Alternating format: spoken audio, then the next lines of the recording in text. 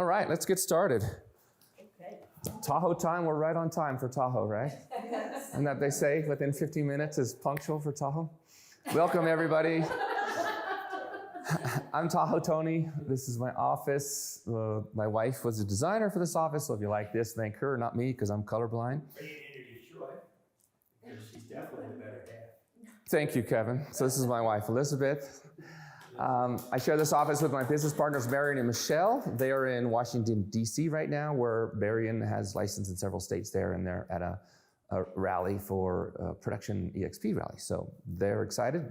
They're bummed they're missing this, because the speaker we're having today is quite awesome. His wonderful wife has a shop right across the way there, and we met there, and every time I meet this guy, I spend like a couple of hours talking to him, and I just come away with so much more knowledge, and I'm like, I need to have you speak to some of the agents in the town because they need some of this great knowledge you have. So that's what's coming up. But before we do that, I've got some prizes to give away.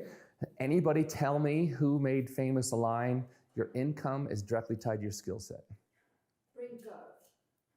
No. Give me back the present. No. Your income is directly tied to your skill set.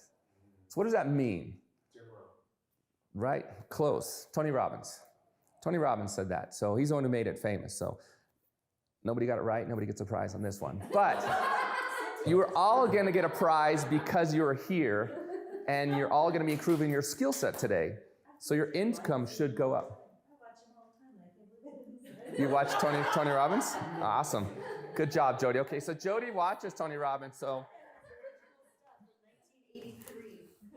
you get Fortune Cookie Leadership. Congratulations. My dad is friends with Tony Robbins. That's awesome. Then you should have known that. Awesome. So let me introduce the speaker today, Kevin McKowen. He's been a sales consultant for over 45 years. He's worked with some of the best people in the business. He's worked with billionaires. He's been mentored by billionaires. And he's going to share his knowledge today with us about how to create your unique value proposition. So when you're going as a real estate agent to negotiate with your buyers, they're going to be like, why am I paying you whatever the percentage is, right? And you need to show them the value you're going to bring to that transaction and why they should be happy to pay you that amount. So I thought that would be very for the time that's going on right now, this would be a great class. Kevin knows almost everything about sales, so I think this should be a great class. So no further ado, Kevin, thank you very much. Thanks, man. Come on in. Thanks, man. Come on in for the real thing. I was telling Santino I get around Italy just by hugging people. They say, do you know Italian? I go, no, but give me a hug. And I know you're all sitting there saying to yourself, I'm not sure if I like this guy. But then you're thinking, I love this guy. So we're going to have fun. It's always about you. It's not about me. You are the receiver of the ball. I'll do some fun exercises. I'll be the thrower. But the most important thing is the receiver can catch the ball, right? So you are the customer. And to me, sales, in 1968, I was working at a crappy hotel in Cincinnati, Ohio, high school. Hated it, doing landscaping, just hard labor. And I made two decisions. One was that I was going to get a college degree somehow, right? And the second was that my teachers in high school, I said, you know, Kevin, I've never seen anybody talk more than you. So you need to get a career where you can make a lot of money talking. So I thought, aha, I'll get into sales. So I got out of high school, went to college, got out, went to Florida from Ohio, which was a good decision, and I started selling cookware. A single, good tan, good shape, sold mostly to flight attendants. I wasn't that good at selling cookware, but boy, I had a great time. You know what I'm talking about? Terry? Jody, Terry, JB, Ian, Santino, Marie, Gina, right? Elizabeth, okay. Names are important. I get kidded about it. So since started in sales, I got into the industry that my father was in, which was the hair care industry, professional salon industry. And started with Redken and progressed over the years. But before I did that, I started out of college with a company called Pitney Bowes. I went through all the Xerox training, who is the #1 sales company in the world. And I learned all the features and benefits and how to handle objections and all that stuff. And it didn't really suit my fancy, because I just always felt that we were in the service business. And I also learned that it's not about what you say. It's about what you don't say. It's not about what you say. I always thought selling was about talking. And then I realized abruptly that it was about relationships, engagement. So hold your hands up, do this. This is always the fun part of life. This, close your fist, do this. This is the not fun part. So this is what we go for. So I realized that it was really about Wayne Dyer. You mentioned Tony Robbins, who I hired with Paul Mitchell. And I work with Deepak Chopra. And I realized selling that I started speaking in the mid-70s at Redken in a program called The Challenge of Success with a speaker named Doug Cox, who was known to be throughout the world the top motivational speaker. I was nervous. I threw up before I talked, whatever. So I worked my way through that because no is on, spelled backwards, right? So I realized I had this need to serve. I had this need to help people in large groups see what they're looking at differently. So along the way, my first motivational speaker I hired in 1986 with Paul Mitchell was Wayne Dyer. And Wayne Dyer had a lot of good things he taught me over the years. We became very good friends till the day he died. And then Deepak and he were friends, and Tony Robbins. But I studied Zig Ziglar. You mentioned Jim Rohn. And Jim Rohn had a saying that I've realized so many things. But he said, if you work hard on the job, you can make a living. If you work hard on yourself, you can make a fortune. Along the way in sales, because you get so immersed in what you're doing that you forget about you. I worked with hairdressers for years. I said, let me see your appointment book. It's booked. Booked. I said, the only name I don't see on your appointment book is yours. When do you take time for you? Because you're burning out. Sales is the same way. And most of us, perception of sales along the way, I always felt grateful. Beverly Sills, the great opera singer, I saw her interview one time on a news station in New York, and they said, Miss Sills, I understand you just completed a 34-city tour of Europe. You must be exhausted. How do you feel about having to do that? She looked right at him. I'll never forget this. She goes, young man, I don't have to do it. I get to do it. So the first thing I learned, if you want to be positive enough, is to be appreciative and grateful. So one of the things Wayne Dyer did in a seminar, I saw him do it. He cracked me up. So he ate a grapefruit. I had a grapefruit to bring for visual aid. I forgot it. I saw it on the counter. It was next to my phone. I must have thought, I'm gonna eat this tomorrow morning. So picture you have a grapefruit. And this is where I'm gonna start. Because selling is not what I thought it was about over the years. It's about you.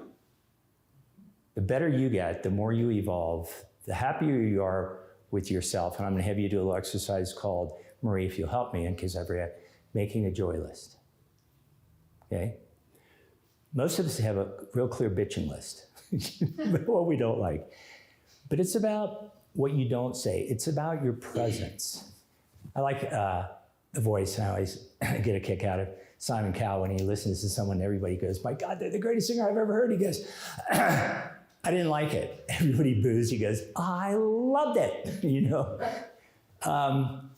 So a joy list. So it really begins with you. So Wayne had a grapefruit.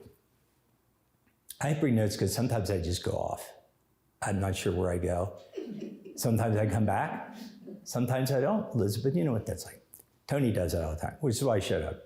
I get invited a lot of places. I don't really go much. I retired, so it's like, I did it long enough. So I ate a grapefruit, and he said, picture I have a grapefruit, and I squeeze it real hard. What'll happen?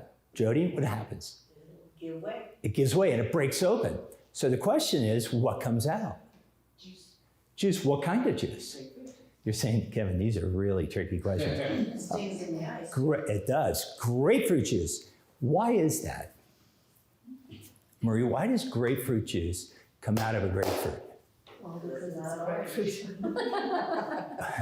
Or in other words, because that's what's inside. Yes, but it depends if you like grapefruit juice or not. Marie, we're not going to get, Marie, I'm not going that direction, okay? We'll go there later. No, I'm kidding. So he goes, so my question to you profoundly is, when someone squeezes you, what comes out? That's what I got. And basically, he asked the question because he said, whatever comes out is what you have put inside of you. So you got to get over your parents. You've got to get over your ex-husband. You have to get over all the things that you blame for why you are not yet where you would like to be. So he goes, in other words, own your shit. Okay, okay. So that's kind of what I realized along the way. Now, the other thing is that I worked on. Okay, so when I went through a really hard time, I won't go into the details. I lived in Cleveland. I moved there because of an opportunity. We were starting my buddies a new hair care company. Unfortunately, it was very successful. But I had a lot of things go along the way that really brought me to my knees. And I thought, what's the number one selling book in the world? It's the Bible. I grew up Catholic, kind of going to church, kind of not, but always being a spiritualist. You know, I love Robert Schuller. I used to be single in LA in the 70s. My friends would go, come on, man, we're going to go out and party. I said, I can't be there till 10. They go, what do you mean 10? I got to watch Billy Graham. Why? And he goes, well, let me tell you why. If you can stand in a stadium, 80,000 people with a book and hear a pin drop, then I'll hang out with you first, but I'm watching him. So I was always intrigued. My kids were baptized actually by Robert Schuller in Garden Grove. He was a very famous pastor, as you know. Joel Osteen is a great guy. So one of the passages in the Bible that I love, and it fits us to a T, and I'll tell you why. It's from Luke 22:25. And whether you're religious or not, whether you believe in the Bible or not, doesn't matter. But I thought this was appropriate. It said, Jesus said to them, the kings of the Gentiles lord it over them, and those who exercise authority over them call themselves benefactors.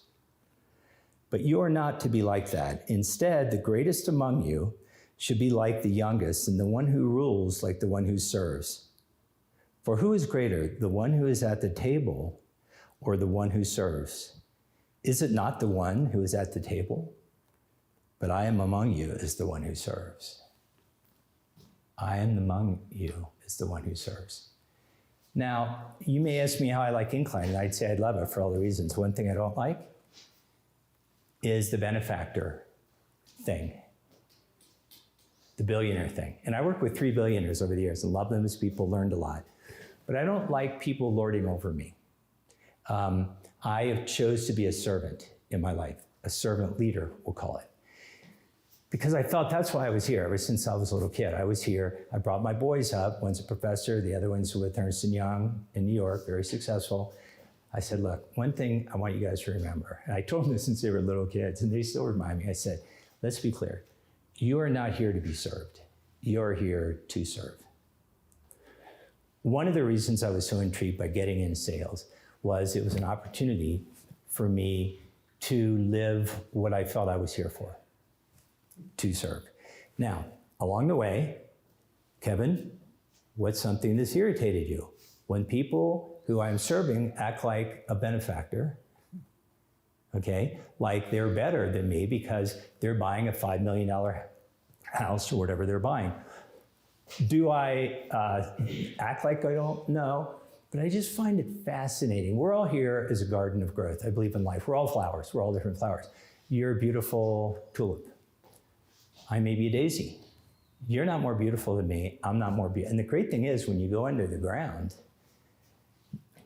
the root systems are all connected, which is why I happen to choose to be a very inclusive, I live on the lake and I am a lot more important than you. I have a lot of friends on the lake. Some of them they piss me off, just to be honest. I love them, but I just say, for some reason, you've ordained yourself as more important. So one of the things in sales I've realized is that I'm happy to be a servant leader, and I'm happy to be here with anybody, whether they have a lot of money or whether they're living on the streets of San Francisco in a tent, who a lot of times when I go through, I'm talking to people that are homeless and stuff. And people go, why do you do that? I say, because I've been very blessed and fortunate. That could be who? That could be me. So, the the first thing I'm going to do to ask you to write down, if you have a phone or just a piece of paper, is Oprah's favorite word, and that's 3 letters. It's your why. Why do you do what you do? Now, I'm going to tell you why I want to know this. If I'm your client, I want to feel your energy and your vibration, and that is directly related to the grapefruit example I gave you before. If you don't work on what's inside of you, no one will. But for some reason, as Marianne Williamson, who I worked with as well, said, no one's coming to the rescue. It's you, and it's you. How are you doing with you? And I always felt that salespeople, because it's such a psychologically heavy business, right? That you need to keep your razor really, really sharp. So I'd like you to just write down 3 things. If I were to ask you, Marie, tell me, see, and this is something Jim Rome taught me. What's your philosophy? He goes, your philosophy in life is the set of the sail. Most people, when you walk up the street, say, excuse me, I'm Marie, what's your name? Kevin. Kevin, let me ask you a question. What's your philosophy? Oh, shit. I knew someone was going to ask me that someday. I'm not ready. And you go, how old are you? And you go, well, I'm over 60. Well, you should be ready, dude. What do you, no one's coming to tell you. And the reason I work a lot on you is because if I'm your client, I want to feel comfortable with you. I want you to be open, engageable. I want to give you a hug. Well, my son, Colin, who's now like 34, graduated from high school, and I think I had him watch The Wedding Crashers too much, where he said, come on in for the real thing. He was like, give you one. So he's graduating, and all the kids are coming across the stage, like 300 of them. We were living in Cleveland, dun, dun, dun, dun, and they're shaking hands with the principal. Oh, God, I'm sitting with all these people who I knew, and there comes Colin on the stage. He goes, principal, come on in for the real thing. He goes, come on. The principal loved it. And everybody looked at me like, that's got to be your kid. I said, sorry, it is. Because I think Albert Einstein had a great saying. He said, you choose to believe that you live in either a hostile or a friendly universe. Yeah, he says you got to make up your mind right now. When you look at all the heinous things happening in our world, most of whom hopefully are locked up in some penitentiary, they've chosen that I live in a hostile universe. And if you're going to be JB hostile to me, dude, I'm going to beat you to the punch. So here's my gun.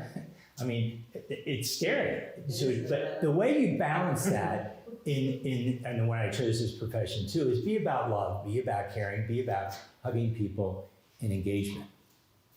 It's one of the things I like from the minute I met Tony and Elizabeth in my wife's training studio across the way. So I think establishing engagement. So go ahead, take a minute, write down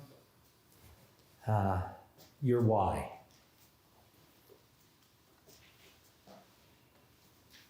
Or just write down, if I ask you, why do you enjoy what you're doing so much? Or why did you start doing what you're doing?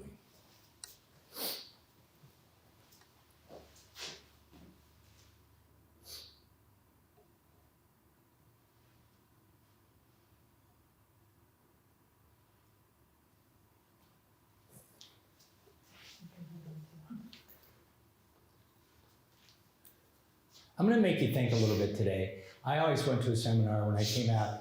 I wanted to have a speaker who moved me, maybe forced me to think about things that I don't normally think about in day-to-day life. But this is where your treasure is. Inside of you, Santino. That's where what your wife loves about you, not your behavior. It's dicey at times, we know. But it's who you are on the inside. So the question is, why do you do what you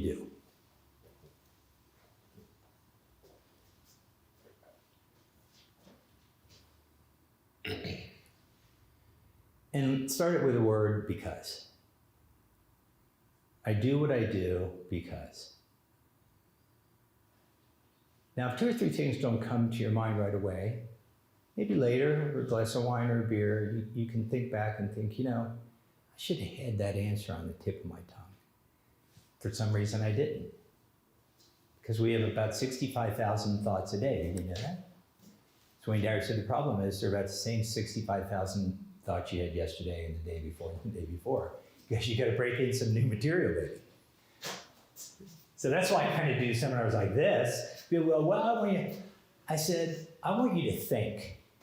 I know what I'm going to say. I'm not in entertainment. I want you to enjoy how I'm presenting. But what I'm presenting, I want to be memorable and meaningful. That's M&M, memorable and meaningful. So when you make a sales call, you're working with a client, you walk out and say, what did I do to make that memorable and meaningful? Terry, right? Because you want me to feel, every time I'm with Terry, Jesus, it's so darn memorable and meaningful, and it's kind of magical in a way, which is that ethereal, invisible world that we live in.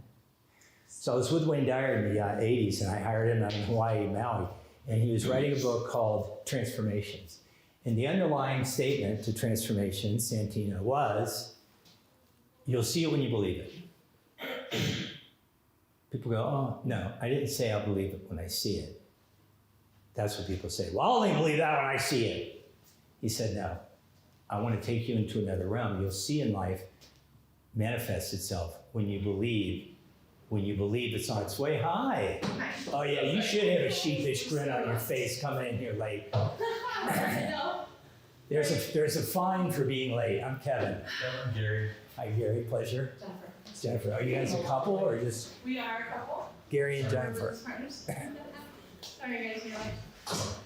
How far did you guys come? 120 miles. Yeah. And then we walked all the way to the other. Well, now the pressure's really on, Gary and Jennifer. So to kind of capsulize, what we're talking about is the strength of your career, your bank account, your success is about how you're doing. And the question I ask, which will be a few I ask today, is why are you doing what you're doing? And you can complete that and say because if I'm your customer, as I started to say, so Wayne Dyer also said this, it's the silence between the notes, and I want you to listen to this, it's the silence between the notes that creates the music. It's not the note. Because if it was the note, it would be just, the silence between the notes. So what I learned from that is, it's what you don't say. Salespeople think, I should be talking all the time. And I'm the customer going, God, give me relief. It's the questions that you ask. And Marie, if you can also remember this for me. I turned 72. The memory is not quite as crisp. Actually, I feel better now. I recall. Just getting older. So, where was I? It's the silence between the notes. So, thank you. It's the silence between the notes. So it's what you don't say, the questions you ask. So after a while, I'm going to ask you to write down your go-to questions, your 3 to 5 questions that you ask to create engagement. So what's engagement? Okay, Santino, I'm going to throw this to you. I'm going to throw you the catcher, okay? Can you catch us? It's like deep. Keep your eye on it. Yeah, baby! Woo! It's always embarrassing. I get people in the head. It's like, were you not freaking ready? I asked you. Okay, give it to me again, right here. Okay, now, thank you. So I threw that to him with a caring of what? Oh. That he caught it, You wanted him to catch it. right? But what happens if I do this? Oh, gee, I'm sorry. Now, Then you pull it. Gina, that's a whole another story. We'll give time to you later for that. So in a simple example, the first example, I cared about what? Okay. Him catching my message, or as the kids say, I'm picking up what you're putting down, Gina, okay? Selling is not about throwing. I've seen people with the best sales presentation on the planet. I've trained thousands of salespeople over the years. And I learned a lot. Mostly what my point here is I've seen salesmen have sales presentations, they were magnificent. But they walked out, where's your order? I didn't get it. Why? Your presentation was fantastic. My throw can be fantastic. If, however, you don't catch it, doesn't matter. Because in football, I can have the greatest. I came from New England, Tommy Brady, love Tommy. He worked all summer in New Hampshire, where I live, with his receivers, Edelman, Welker, because he knew no matter how great of a bullet I could throw, if I don't get it to him to where he can catch it, there's no run to the goal line. And if there's no goal line, there's no points. If there's no points, I get traded. Very simple. So I started thinking about that relationship to communication and selling. What a great analogy, because the person who does a great sales presentation, who doesn't allow the other people to say, as Jim Rohn used to say, I got it. Which I got it. My wife says, if you say that one more time, no, you got to get up on your toes. Okay, get you on this little exercise. It's bun aerobics, okay? So I want you to say, I got it, but you got to graze up. Ready? 1, 2, 3. I got it. There you go. Okay, let's try it again. That was weak. I got it. JB, off the chair, baby. Love it. So I want my client to them to say, I got it. And I'm going to get it. Where do I sign? Right? Real estate, you happen to be in a ferociously competitive industry. So the people who love it, I won't say the strongest about it, the people who love it the most, and what do they look for? What Beverly Sills looked for when I told you, she said, I don't have to do this. I get to do it. Every day you want to remind yourself why you do what you do, why you love it, because you'll exude that. You'll be the grapefruit that's got gold inside, not sour, God, that burned my eyes, right? But when people squeeze you, they're going to go, I don't even know if they're a good real estate agent, but I love Marie. Her energy, she listens to me, she asks me great questions, she hugs me, she makes me feel better than anybody. Yes, I buy real estate from her. I worked with hairdressers for years. I said, those of you who are booked, it's not because you're the best hairdresser. I work with attorneys. After I get out of the beauty industry, working for corporations, L'Oreal in New York, and Paul Mitchell and Redken, 30 years, then I decided I'm going to consult. Because there were a lot of small businesses that would love to hire someone who was a rainmaker and a revenue producer like me. Because I worked with Arnie Miller, Matrix Hair Care, billionaire. John Paul DeJoria, Paul Mitchell, billionaire, later started Patron. I was with his partner in Hawaii when he started the company. And then later a guy named Leland Hirsch, who started a company called Hartech, sold it for hundreds of millions to L'Oreal, who then later he bought art and everything, and he's in Fort Lauderdale. I consulted with him for 5 years. What I learned was that no matter who I was working with, if they were booked, like an attorney, or a doctor. I worked with a #1 gynecologist in New England, Dr. Shapler. And Mary Jo was just one of those people like, remember Dr. Welby? You didn't know if Dr. Welby was really a good doctor or not, but bedside manner, right? So MJ, Mary Jo Shapler, she was so booked. She built an office with like 15 people. But she didn't know how to control expenses, so she hired me as a consultant. I was best friends with her husband. But what I realized why people came to her is because they sensed how much they loved her. I go to a doctor, Dr. Kim, who I absolutely adore, and I'm her marketing guy. She's booked, but I send a new client. She moved to Truckee, I go to Truckee. She could move to Sacramento, I go to Sacramento. Is she the best doctor that I can find? Did she have the most diplomas on the wall? No. What was it about her? What was her it? So I want you to write down, if I ask you, what is your it? Do you really even know why people work with you and that want to work with you and buy from you? Once you put yourself in the buyer's place, once I put myself in Santino's place as the receiver of the water bottle, everything changes. So I thought sales was all about me. I had to do research, my presentation, I had to handle all that. That was all fabricated from people I went through training in the 70s, Xerox.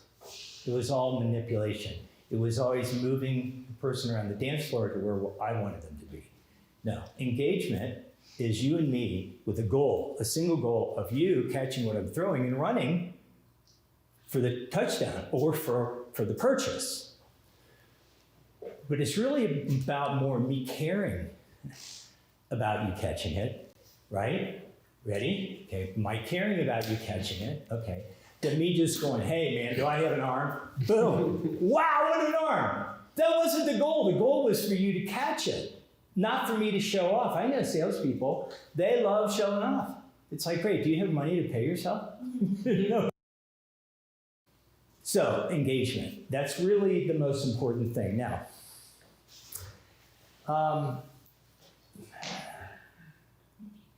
so before I get into what I think is probably the greatest thing I've discovered over the years is, I want you to really think about, sounds great. I was at a seminar, a guy said, I want you to make a joy list. I want you to write down 100 things that bring you joy. What? 100 things that bring you joy. 100 things. Yeah. Took me about a year to get up to 8. Okay? Because most of us think more about what irritates us and what pisses us off. So I want you to write down 3 things. It could be walking around with your dog. It doesn't matter. But the reason I bring that up is because I know people, or I should say, I feel people that have a joy list. I can also feel the people that have a bitch list, right? You feeling me? You know what I'm saying? So there's people that you want to get away from. Oh, but God, how are you going to sell them a house and I can make money? Okay, so take a deep breath, exude, don't take on them, their issues. You want to exude what you're about. That takes us back to Jim Rohn. What's your philosophy? My philosophy is to bring happiness and goodness and love to the world, to encourage people, make people feel better, help people live a better life, make more money. I know my philosophy. I live my philosophy. And once I started doing that, my income tripled and then quadrupled. And in the end, I was making more than anybody in the company, which led to my demise because the new CEO that came in was like, why is this guy making this so much money? Well, I'm a good negotiator. I negotiated a great contract. He wasn't happy about that. So that's how we got from Cleveland back to New England. Getting fired, you get fired up. I've been fired a few times just because I'm pretty outspoken. I sit in board meetings and say, none of you have any idea what you're talking about. Because I was like, that goes over big with people with big egos. I'm taking on the board here. Led the recall committee with Tim Talcrate, yada, yada. Bringing in McKowen, Michelle Jazitsky, who I think she is beyond phenomenal. If you've gone to her website, I go, God, I feel bad. I haven't done much in my life. Iron Man, work with the senators. Like, dude, who is this? And then Michaela's going to. So once we get a better board, things are going to be better in town than have ever been. Okay, so here's what that leads me. Oh, wait, what were we going to do there? We're going to do 100 things. Write down 3 to 5 things that bring you joy, real quick. And I'm putting you on the spot because if you can't write them down real quick, then you need to work on that. Ready? Okay.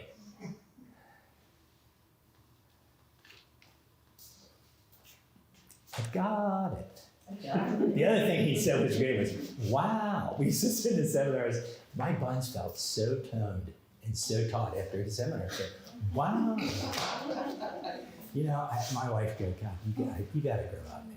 But I'm kind of a nut because I look at life for every opportunity to have fun. I lost a lot of good friends when we were teenagers who died in front of me. We all have defining moments, right? But write that down first, then we'll talk about yours. So 3 to 5 things that bring you joy.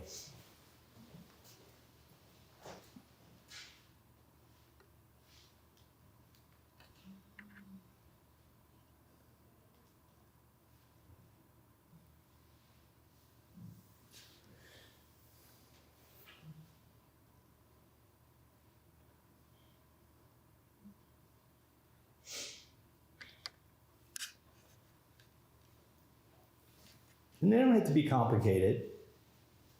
Just simple little things that put a smile on your face. My son was living in Zurich, and he's a real clothes hog, and I went to see him, and I looked in his closet, and he had like nothing. I go, what happened? He goes, I saw this woman on YouTube. She said, go through your closet and go through everything and ask yourself, does this bring me joy? And if it doesn't, you throw it away. The book and I wrote it. Right? So he goes, I had all this clutter in my closet. And he said, then I started doing the same thing with my life. And he goes, I realized I had a lot of friends, who I thought were friends. Did they bring me joy? And the answer was no. So I just stopped seeing them. It's because if I don't care about my joy, who will? Right? And that was so profound to me. So then I thought, well, if you have a joy list that's always evolving and getting better, to me, my life got better when I got better. But I realized that defining moments in my life, that is, Zig Ziglar said, if it's going to be, it's up to me. No one was coming to my rescue. I had to take myself on. A lot of people don't want to do that. They want their husband to take them on, their parents to take them on, their boss. It's like, wait, what happened to you? I forgot about me. But you are the key. You're the key. So you got that. So okay, after you joy list, so just what I need to work on now. We don't need to spend more time on it, but work on that even yourself after today. So let me ask you this. What was one defining moment in your life that had a great impact on you, that maybe got you on a new road, made you get into real estate, made you take yourself on? You know, what, if you can remember, what was, or that made you value and appreciate life more? I mean, mine was, I share with you, when one of my best buddies that we grew up with, we were taught in the 60s, you needed to drink and drive. Not a good idea. No seatbelts, not a good idea. But when he hit a tree going home one night, and the guy in the passenger seat died as well, I was in the passenger seat because I left the part early to get what in high school was called shotgun. Big deal. So we're in the driveway, snowing, ready to leave. My buddy comes up in this 65 Mustang, stick shift, I'll never forget. Robin Hughes. He says, Kev, come on, I have no one with me, come with me. I think, what do I do? I don't leave him by himself. I get in his car, serendipitous, coincidental, God sent, maybe. Next morning, I heard Dennis Barton, who was driving the car I was in, died, hit a tree. Go to the funeral. 50 years. It still kind of gets to me. So he, at the funeral, I just realized what life was. Didn't think about it before that. And we all had moments like that. Could have been loss of someone, it could have been a major illness, a sickness. But I think defining moments are given to us from the universe as gifts. Because they help us decide to decide. I've done seminars for years in the universal law of attraction, later known by a woman from Australia, not South Africa, The Secret. And do you know what the universal law of attraction is? Okay, so it says, the universal law of attraction is whatever it is that you really, really, really want, also wants you. People go, oh, that's a lot of BS. I go, well, there's a couple things I'm gonna let you know that. Albert Einstein, when he was a young boy, was fascinated with a compass because the compass had an arrow and the arrow always pointed north. Polar pole to the North Pole. But my question is, can you see the North Pole? Can you see the polar pole? No. So it's invisible, right? So the universal law of attraction allows all of us, whatever it is, I'd like you just to write down those two letters, IT, whatever it is that you really, really, really want, also wants you. So here's what I learned in life.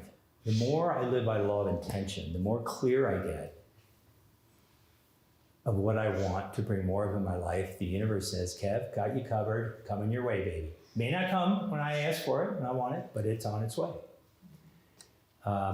Here's what, when people don't live that way and believe that way, their life is what's called a mess.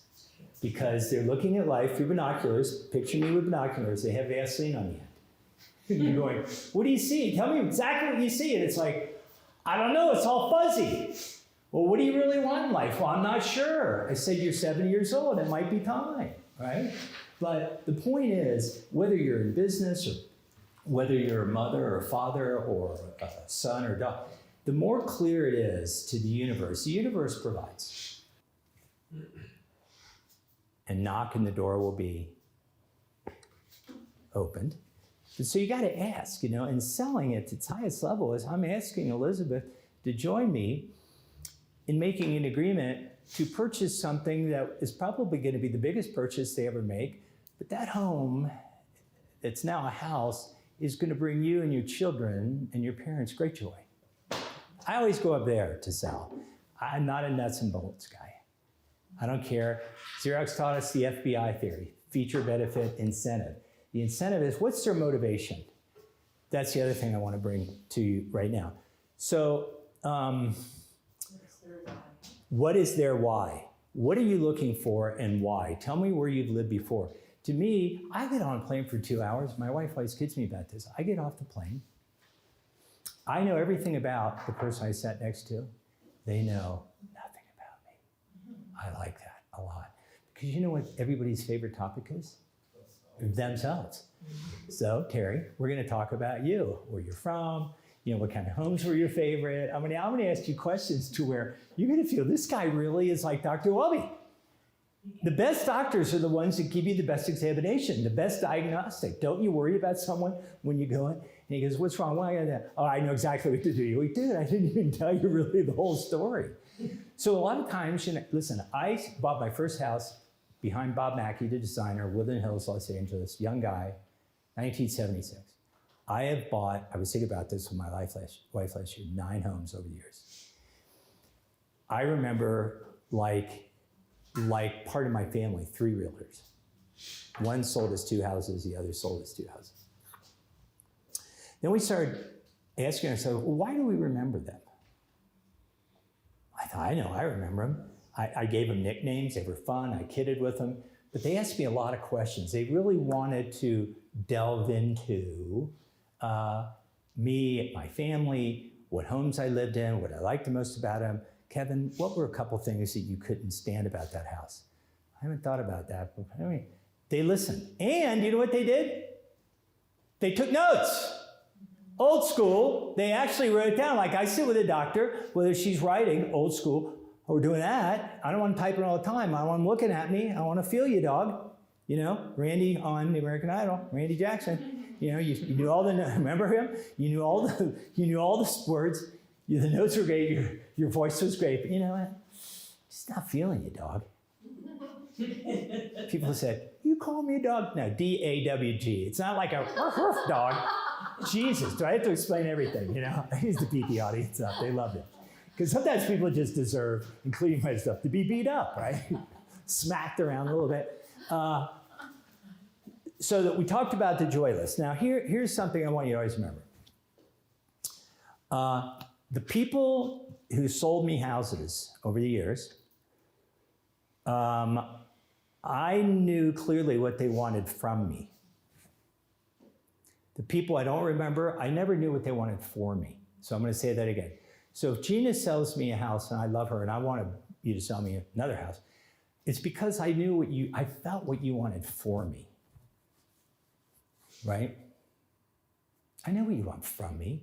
You want a commission, you want a yes, you want my, bank account. Hello, that's not that complicated. But what you need to make sure of, and I want you to really write this down, because if you're going to show me a house, I want to first know what it is that you want for me, Terry. You're a salesperson. I know what you want from me. You want a sale. But the more you can help me feel and understand what you want for me, the more engagement, right? Every time, back and forth, catching the ball, throwing the ball. So write down, think about your customer base as a whole. What do you want for them?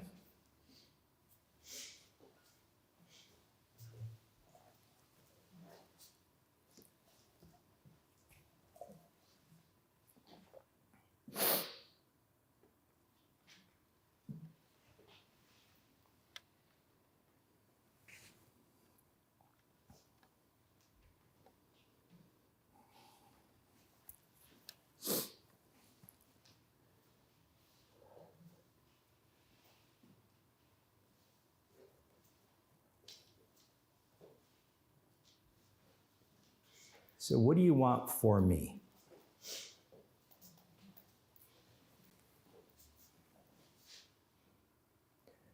Who would like to answer that? Got to be bold.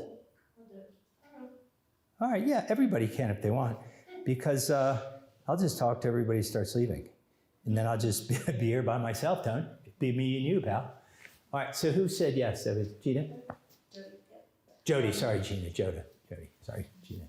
I'll answer that, that's funny. No, I answered anything, yeah. I really want, I ask my friends all the time, and I wanna see where they currently live, and I wanna see, will be a great piano I gotta put in their house, I wanna make sure that it fits their lifestyle and brings them some joy, so that Right. they can enjoy the biggest purchase they've ever done.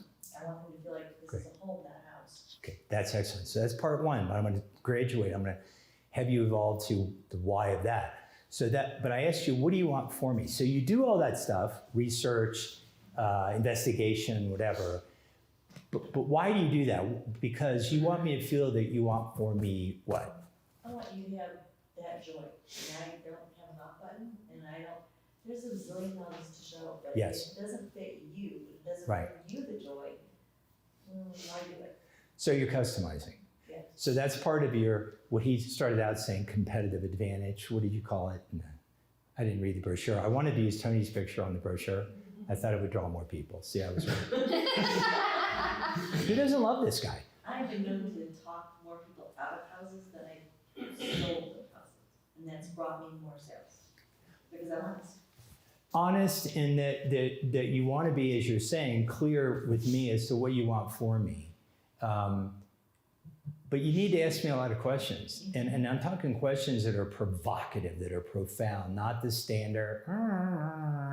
See, I live in the deep end. Like, what's your weekend like? What do you like to do? What's bringing you happiness on the weekend? And where you live, what do you enjoy doing? What proximity? What do you have around you that you love the most? Because then you talk that away. And the other thing is, when you write something down, you know what that shows me?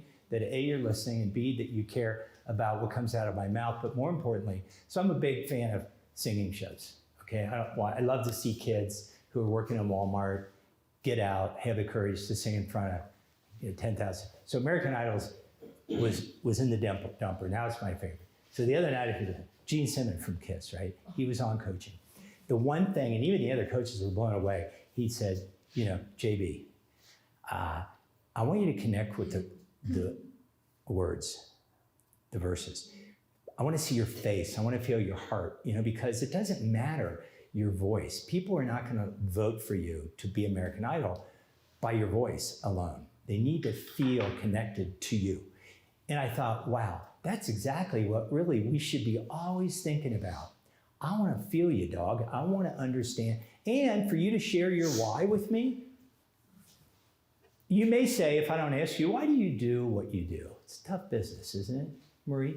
And you may say, you may be wondering, Kevin, why I have chosen real estate over the years. Now comes this magic, your philosophy. I found in real estate that I can find great joy in helping other people find their joy, helping them be happy, negotiating a great financial. In other words, you're opening up to me, I'm feeling you. That's what keeps people coming back to you. If they feel you're a transaction agent, forget about it, as they say in New York, right? They don't care. But if you, now, what helps you be more open and more caring with people? The more open and the more caring you are, the more good stuff you put in your grapefruit, when someone squeezes you, good stuff's gonna come out. That's because that's what's on the inside. Like when I asked you, when you squeeze the grapefruit, what comes out? You said grapefruit juice. Why? These are tricky, Kev. It's because that's it's on the inside. So, Terry, when someone squeezes you, what comes out? You have to decide what comes out. And that's the beauty of really running your own show in life, right? See, when you give over the baton as the symphony conductor to somebody else, the party's over. We've all done that. You give the baton to your boss or to your wife or to your kids, and all of a sudden you're saying, I'm not in control anymore. Well, can I smack them around a little bit? Give me a hug. Let's change that. So the 4 verses from, who else would like to answer that? I can't believe how I'm remembering what I'm talking about. Maria helping me. Did you write down what I asked you to bring me up? helped me with before? No, you don't even remember. What's my name, real quick? Jesus. I need to remember that. South Africans are very sharp, very crisp. It's Marie's birthday. She said she'd be drinking. Is it really your birthday? Yes. Let's hear it. Happy birthday to you. Yes. Happy birthday to you. Happy birthday, dear Marie. Wow. Happy birthday to you. Yum, yum. Yeah, I feel like every year I should just take a year off and go backwards. First episode, how old are Not you? doing the notes, no. Okay. How old are you? I'm 12, okay? Are you sure? No, I made that up. So who else would like to answer the question, what is it you want for your clients? Jennifer has that. Yeah, I will. Well, I mean, the first ones I wrote down is most money for their house and a quick sale, but really the important ones are a positive experience for me, and then laugh, feeling valued and heard in the needs. Great. Now I want you to, that was a great start. Keep developing that list, because what I started to say, and I'm not sure you were here when I did, it's the for from. I know what you want from me. You can say, Kevin, I want from you this. I want from you to be on time. I want from you to look at every house I show you. I want from you ultimately a commission, but that's not going to get it. What I want you to share with me at the appropriate time is, why do you do what you do? I want to know what brings you joy. That's why I said, let's develop a good joy list, because you know what? You can ask me, Kev, I went to a seminar, a guy was kind of nutsy and crazy, but he asked me to make a joy list. And I started developing what I realized I had not thought about for a while. Because a lot of times people develop a joy list, people are crazy and busy, and like I work with doctors, I'd say, okay, that number first one. How long has it been since you've done that? Oh, I stopped doing that. How about the second one?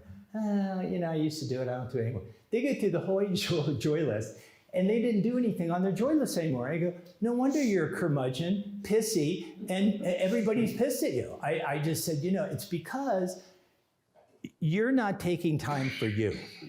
You're not taking time to work on your joy list. So I would love to know if I'm your client, and you might bring the seminar up and say, and it made me think about engaging with my clients to find out what's on their joy list. You ask me a question like that, I will remember you forever.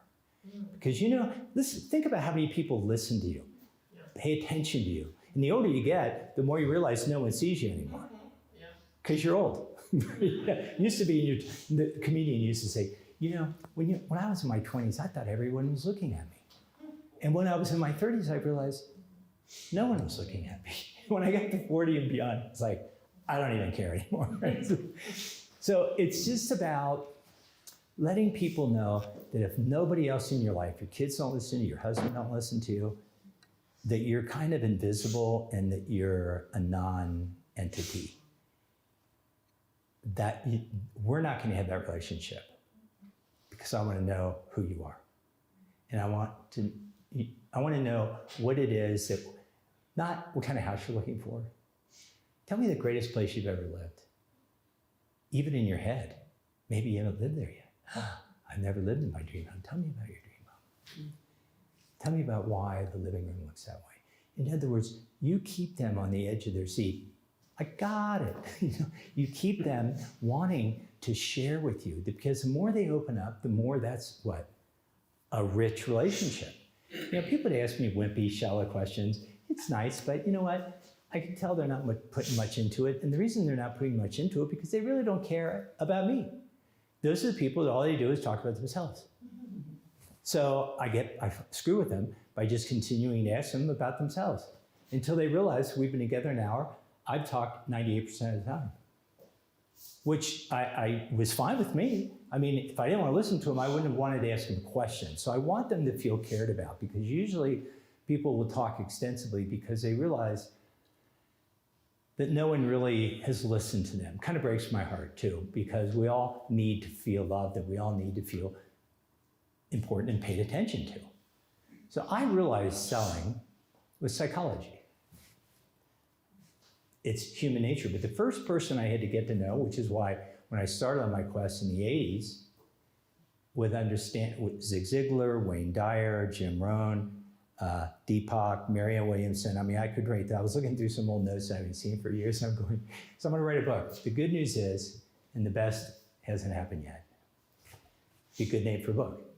Because my wife and I kid each other, no matter what happens to us, we go, well, the good news is, because I'll leave you with this word too that Jim Rohn taught me. He said, I used to get in traffic in LA, get to the airport. I get so angry in traffic, even though I realized the traffic didn't care. Traffic's like the traffic. It's like being pissed at the weather, like the snow. It's snow. It snows when it snows. So he goes, but I changed one word in my vocabulary. You always remember this because I love it. He said, I changed the word, I'm so frustrated about this, to I'm so fascinated about this. So I was in the traffic and I tried it as an experiment. It really worked. Because I realized that in that hour I was in traffic in LA, 405, I could be angry, frustrated, get to the plane, be a mess, be pissy, be angry, get the reservationist, the flight attendant's upset. Or I could just say, this is fascinating. This is just fascinating that this many cars can fit on one freaking road. I wonder who designed this road. And then he just started going somewhere. And this is fascinating. So I get to the airport and relaxed and friendly. Everybody loves me. And I realized I got here at the same time that I would have gotten here when I was upset. So this is so fascinating. You know, I mean, life is fascinating, but we choose to be frustrated. So, yes. So we talked about write out your why. List your driving motivations. So I asked you, but I want you to get clear on this. What are your motivations for doing what you do? I want you to write out, just do it right now, and then we'll wrap up. I know you got a busy day, got to get out there and make you some money. So what is your motivation for doing what you do? And you would say, and you can answer out loud, Kevin, my motivation is boom, boom, and boom. I think in threes, like the triangle. My motivation, because you know what? If you're selling me something, I want to know what your motivations are. I want to know why you do what you do. And I mean, I'd ask you, and you may say to me, Kev, I know you've been wondering why I do what I do. And I'm thinking, no, I wasn't. However, right? Now that you brought it up, it might be entertaining, right? Because I haven't thought about my motivations for doing what I've done for years. And you go, well, what are they? Now I'm opening my heart to you. See, now we're doing this. Well, not this, not that. We're doing this, which is when the sale happens. That's where money comes with that. But first, it's got to be you and you. Joy list, defining moment, writing down your motivation. I mean, these are deep, rich things. Now, you may forget all this when you leave. I hope not. I hope you take your notes, and I hope you sit down tonight, kind of review these, because I promise you, my life changed forever. Income changed forever. Relationships, opportunities to work with these people I told you about, that I was a sponge. And that's why they hired me, because I just asked them questions until they wore out, and they go, Jesus, I need you to come work with me. And I work with them right at their right hand. And I guess it's just, I wasn't afraid of, you know, some of these wealthy people in town that love to be posers and love to make you feel smaller. Oh, my wife says, oh shit, here he comes. Because I just don't bully well. I don't take bullies. I always was the kid in kindergarten that defended the kid getting picked on. I did it at the rec center the other day with this woman who came up, a pickleballer, picking on my friend Ethan, just because they shorten their time. These people are so freaking angry. So she comes up, she's got a tattoo on her back, built like this. I know she was roiding, right? And she started going after my friend Ethan, and I stepped up. I said, what is your problem exactly? You got to knock it off. Well, you goddamn it. She started going after me. You know, well, I'm an employee. And I go, well, I wouldn't announce that, being an employee when you're attacking. Now you're attacking residents. So I want to tell you what she said. It was pretty heinous. Anger spewing from her. So she got kicked out for 3 months. And I wonder, what is inside of her that allowed her to just dump that on me? But I mean, I treated her very respectfully and everything, but the point is that we all have stuff. And the more you can unburden yourself of stuff. So one person, you can raise your hand on, What is it that, give me 3 things that motivate. What are your motivations? What motivates you to do what you do? Those hands should pop up right away. So definitely I'm in the right place. Come on, Terry, bring it. Feeling of accomplishment, Okay, excellent. What else? money, which equals time, Yeah, good. Freedom. and serving others. There you go. It's as simple as that. I'm not asking for the in-depth psychological answers. It's just, I want to understand clearly as a buyer, someone who you want me to spend time with you. I want to really know, the kids used to say, where are you coming from? Right, Ian? Thanks for being here, by the way. So we went through defining moments, the second philosophy. What are your 3 favorite questions to ask me as a client? You really want to get those, and you have them. I just want you to write them down. You write out your why you do what you do. And then where are you going from here? I wrote down, when you turn 60 or 70. Marie. What? I said Marie. You say Marie. Marie, yeah. Well, you're like 30. You're a pup. So along the way, and I'm not sure, because as I said, I'm 72.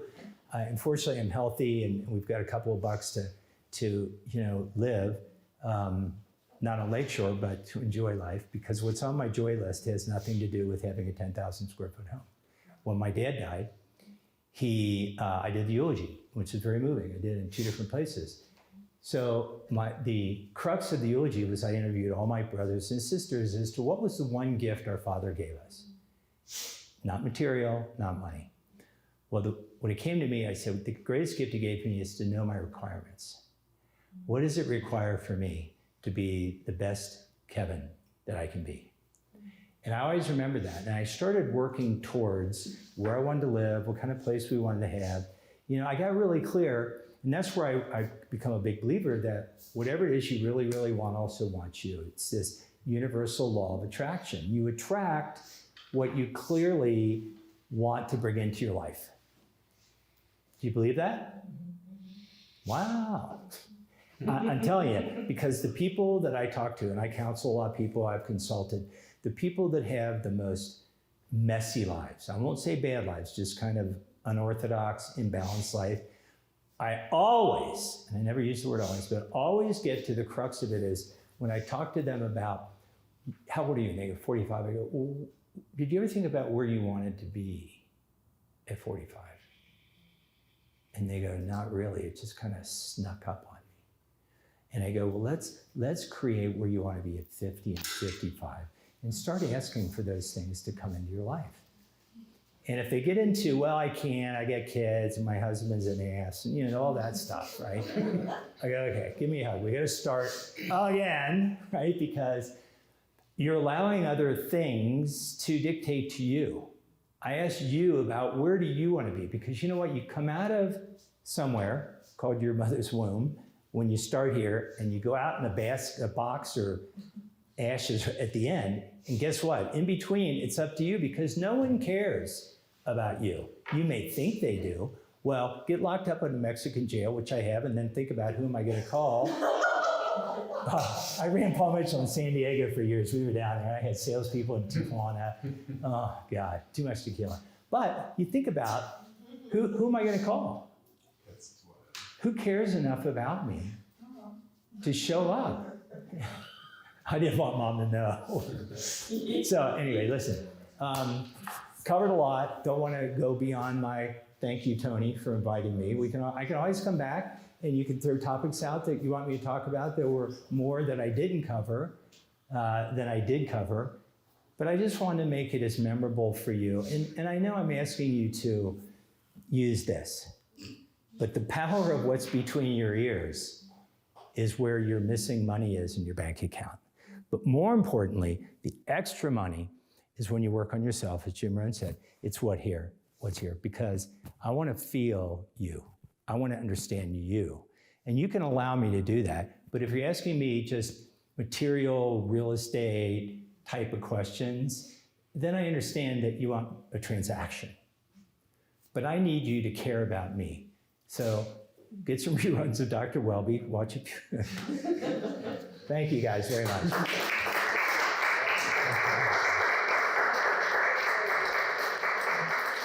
Thank you so much. And I have a gift for you, which is hilarious after the Oh, story you told me. is that for You Trim? recognize that box? Thank you. I didn't know it's connection to Patron. So. Awesome. Thank you everybody for coming. Any takeaways today, Santino? What was your biggest takeaway? I think if you can identify your why, it makes the rest a little easier. But identifying it. Tell me more. So if you identify your why, how is it going to help you sell real estate? It's your motivation. Okay. It gets you up, it gets you out. And if you let your clients know that, like, I love selling real estate. I love putting people in houses, right? Is that going to help, you think? When you toss that water ball to them? Sure, because it's a connection. Right. So they're going to feel like you're really cared about them, right? Okay. What about you, Marie? So many things. So I love I get to. That's an incredible mindset change for me. So that's immediate change. I also love what you want out of life you're going to get. And it's extraordinary because I realized recently, years ago, I said to myself, I want to move to America. I don't know how I'm going to do it, but I want to live there. I want to live in this house where there's going to be bats. And I want to be divorced. I don't want to be married anymore to this man. And I want to have a man that's in love with me. And I want to have this house that's got this porch and cats. And I literally achieved this last year. There you go, Ray. Yes! Because you decided to decide. You got clear. You took the Vaseline off of the binoculars and said, I can see it. And as Wayne Dyer said, you'll see it when you believe it. You had to believe that was coming to you. And so now I'm like, okay, now I need to have, I realize now I need to have my next vision because it becomes real. So I'm like, okay, what is my next vision? This is so powerful. So I've got to figure it out because it's real. I'm blown away. Awesome. Thank you. What about you, Jennifer? This I feel like this sounds weird, but we're taught to tell people what we do or what we're doing for them, what we're going to do for them, and everything. This is why we are different. This is what sets us apart. Is telling them all the things we're going to do for them. So to swap that, and I mean, I've always cared about people, and wanted to get to know them, but I think it's like just a fast forward to get right connected with them if you're focusing on what they want first, you know? I mean, obviously, they tell us what they want or where they're going, but it's usually the most money, but I mean, you just to think about just getting into their heart and understanding them and having them feel. And your goal should be, at the end of the sales call, to want someone to give you a hug. Yeah. As strange as that sounds, Mm-hmm. I feel the best about people that I create the vibration, the energy, to where they have thank you, and they want to give me a hug. I just feel like I did my job. I didn't think about how I did it, what did I say, Yeah. but it was, as I said in the beginning, and you were here, it's not about what you say, it's about what you don't say. It's not about the note, it's about the silence between the notes. But we were always taught, if there's empty space, there's airspace, airtime, talk. Yeah. It's hard to say to a salesperson. Oh, it's just brutal. What about you, Terry? What was your biggest takeaway? Gave me introspection of why the hell I'm doing this after 30 years. I'm still doing it. Okay. See, that's a motivation to me if I'm your client, is this guy's gotta love what he's doing in 30 years. Still smile on his face, combed hair. Okay. Looking strong. Who doesn't love that guy? Who doesn't love that face? I think the statement of what, I've got to phrase it correctly. What do you want for your clients, not from them, is a good perspective. And then I was just thinking about the why too. And it's funny because the why that I came up with was the same for my clients as it was for my family. So I just said, why do I do this? Because homes provide joy, security, love, comfort, and enjoyment, and financial control. I want to provide these gifts to my clients and to my family it's like if I can help my clients achieve that, then my family will also. And JB, if we were together, Say that again? yeah, Sorry. that was awesome. Say it louder so we can Homes hear. provide joy, security, love, comfort, enjoyment, and financial control to people. I want to provide these gifts to my clients and to my family. So, So when you're providing joy, peace, and security for your clients, you're getting it for your family at the same time. yeah. That's awesome. And JB, one question. So what percentage of your clients that you work with would you say really know what you just said? Probably about 40%, So which get that is 60. funny because that's exactly proportional to like my kind of like referral, network clients versus the, Zillow lead random, people. But if I can try to expand that to the people that I meet randomly or whatever, then. But that answer was so open, so vulnerable. If you and I were working together and I knew that about you, I'd be rooting for your kids and your family because I know you're rooting for mine, man. Yeah. So we got this, and it's the joining of the hearts. Mhm. I don't care what's in your head. It doesn't matter. Your heart moves people, but some people are very shy. They don't want to, or they don't feel that they give themselves permission to explain what you just explained. I would love it if you and I worked together, if I knew that about you. I would want to work harder to buy something from you. Who doesn't want that, right? Okay, does anybody see how this would be helpful when you're negotiating your buyer's brokerage agreement? You create that connection with your client instead of like, this is what I want this percentage of the sale. It's like, I want you to get the house. This is very important to me, but this is what's important to me as well, because I don't need to practice, I want to get paid. Because I have my own family that I need to take care of, right? And let me just, if I may interject, so Tony was kind enough to give this. So in 1986, John Paul DeGioia, I was at the bar with he and a guy named Martin Crowley. And Martin Crowley was a friend of his for years. And Martin came to him and said, JP, I found this little place up in the mountains of Mexico. The tequila is not only breathtaking, but their glass work, the way they sculpt, the bottles is unbelievable. Now, this is a true story. You talk about negotiation, this blew me away. So, and Martin says, John Paul, I want you to be partners. And John Paul said, hey, Martin, thank you. I didn't even think about this. I'm in the hair care business, but this could be great just to work with you and have fun. What kind of partnership do you want to set up? And Martin said 70-30. And John Paul said, okay. And Martin said, well, I'm going to give you 70%. I'll take 30. And John Paul said, no, that's not agreeable to me. And Martin goes, do you want more? No, I want us to be 50-50 partners. Or I won't do it, because here's what I don't want to happen. My friendship, my relationship with you is more important than money. I make a lot of money now, which I'm fortunate from. I came on a boat from Italy with my mom, Yvonne.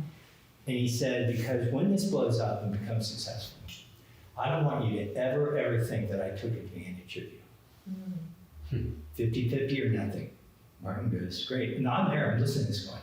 And he told me later, he goes, Kev, I just learned that if I'm trying to take advantage of someone, it's bad juju, man. It's bad karma. I'm not doing it. I did that once when I was younger, and it blew up. And it was a defining moment for me, those 2 words, defining moment.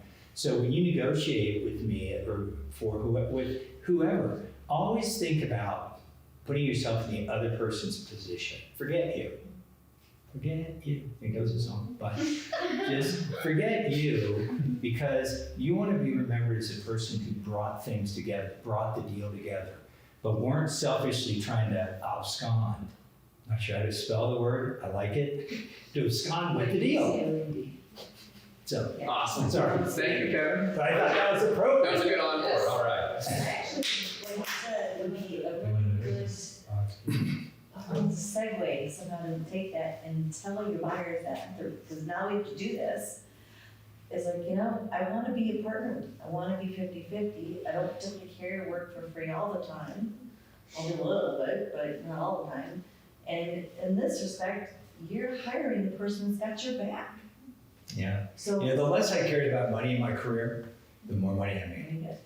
When I was younger, all I cared about money, close the deal, get the commission, and I was living in a freaking car. It wasn't good. So that's when I started reading all the books I started reading, because I felt like there's got to be a better way. Yeah. But you're right. I mean, you put yourself in my position and let me feel that you're negotiating for me. I like it. I love it.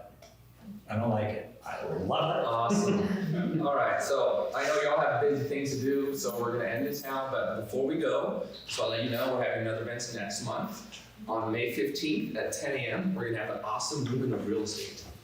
So we're gonna have a panel, so if you have questions you wanna ask the awesome women of real estate in regard to real estate, or what they do, not their personal lives, Oh, darn it. just reach out to me. Sorry, I'm joking. I'm trying to be professional here, Marie, you're not helping. We'll have a drink later and we'll talk about this, okay? When the camera's not rolling. Awesome, so again, May 15th, 10 a.m. And if you know any awesome women in real estate you'd love to hear speak, let me know, because I've reached out to several women and many of them were saying yes, and some of them are like too busy, so, or they're out of the country. So let me just say one more thing. One more thing. This I swear this is it. this is why I showed up, because I know he cares about you, your growth, and your prosperity. And he wants you to become better than you used to be, which is when Darius figures, he says, I don't really want to be better than you or you or you. I just want to be better than I used to be. And that's part of his why, and that's part of his, I know, philosophy, because we shared that when we met at this restaurant. I still owe you for the hamburger.